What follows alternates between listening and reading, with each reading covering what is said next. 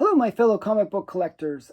This video is going to be a video on a controversial comic, one that is often misunderstood, sadly misunderstood.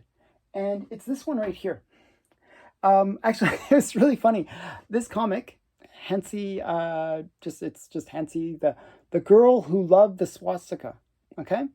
And what people think, and I've had people even comment, because normally this comic is in the background, and people comment, "Oh, are you a Nazi? Are you like a white supremacist?" And they get it totally wrong. I'm actually the exact opposite of that, but yeah, that's one of the things that really people don't understand about this comic. It isn't about any of those things. And it was actually written by, or created by, I should say, Christian Spire. Yeah, Spire Christian Comics, I should say. And this is from 1973, which is the year I was born. So it's a really great comic. Basically, what people don't understand about this comic is it's really talking about Nazism as a religion, okay, and how it kind of tried to replace the only religion, because remember it's Christian, that they see as a real religion. And so the story follows this young girl who was growing up in Austria, and she got swept up into the Nazi movement. And what happened was the Nazis at the time were saying, well, Nazism is the true religion, and that you should stop reading the Bible, you should just focus on being a Nazi.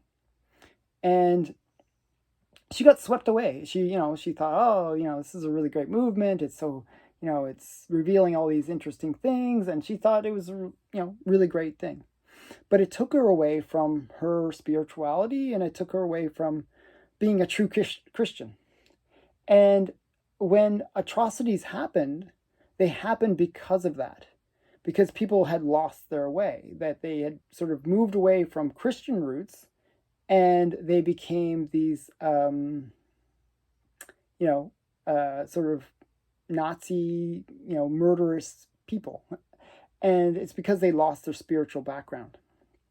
So that was really the motivation behind this comic. And what happened was she basically saw the fall of the Nazi, regime, and she saw all the atrocities that were committed by them, and she escaped. And she was, taken into, well, she didn't escape. She was actually imprisoned by the Russians, who had sort of, taken over at that point. And what happened was she saw another form of, ideology, which was the socialist, Marx, communist ideology. And she saw that also as having like no soul, no spiritual background, because communists, one of the things with communism is they deny religion. So both things, Nazism is also socialist. People don't realize that, but it is. And it's not a far right ideology, Nazism. It's actually a far left ideology. So both Nazism and socialism are pretty much the same thing, and communism. They're all kind of under that socialist umbrella. And they all sort of deny religion.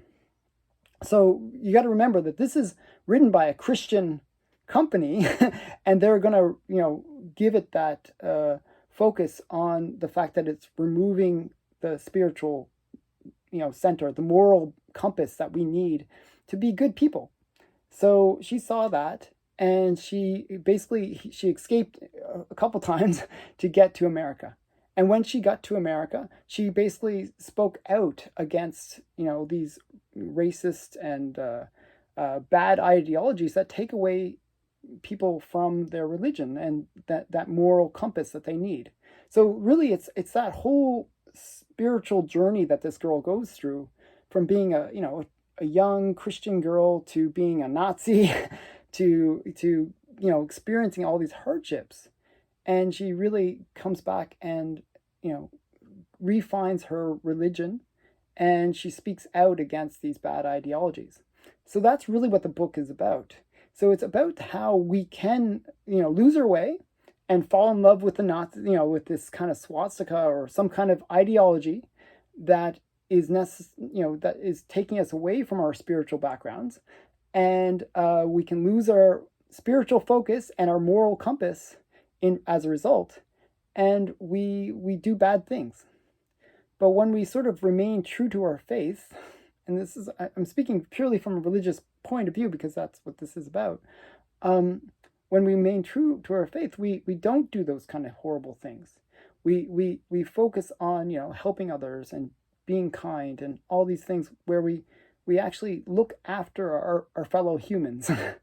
So that's the whole story behind Hansi, and it's a book that I really like because I'm really one to love these kind of controversial comics, especially when they're one of those stories that are highly misunderstood. And Hansi is a highly misunderstood story. I mean, it has everything that you might understand as the wrong thing. It has like the girl who loved the swastika. It has all the Nazi propaganda. Even that, you can see right there, that's Hitler. It has everything on this cover. And a lot of people make that they jump to the conclusion that, oh, this is a Nazi propaganda book. But it's everything but that. It's the exact opposite. It really does speak out against these totalitarian regimes that have like no moral compass. So really great book, really worth reading. It's a hard book to find, but it's one that if you can find it, worth picking up. And if you can read it digitally online, and it's worth reading. It's a very fascinating story. So I highly recommend it. And I hope you enjoyed this episode of my controversial comics. And thanks for watching. Remember to like, comment, and subscribe. Thank you. Bye.